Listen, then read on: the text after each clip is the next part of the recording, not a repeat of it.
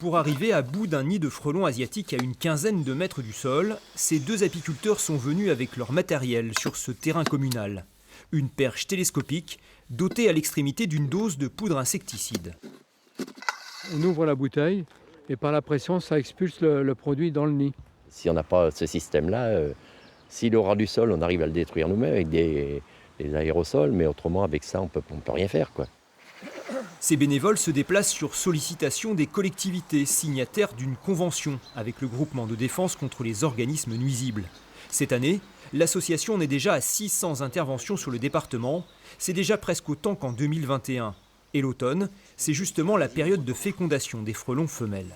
On est à la pleine saison et puis d'autant plus que les feuilles tombent, mais les gens aperçoivent les nids et c'est là qu'ils font appel.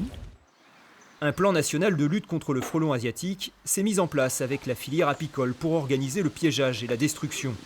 Depuis sa découverte il y a une vingtaine d'années en France, l'espèce est responsable de la mortalité de nombreuses colonies d'abeilles. Et le changement climatique n'arrange rien à l'affaire. On a eu vraiment quelque chose de favorable au printemps. Donc les insectes, si vous voulez, il y a eu des insectes d'élevés.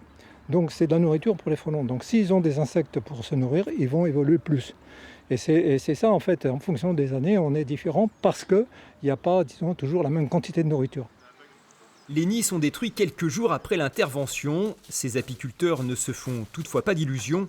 Leur action peut limiter la prolifération, mais impossible d'imaginer qu'un jour, le frelon asiatique puisse être totalement éradiqué.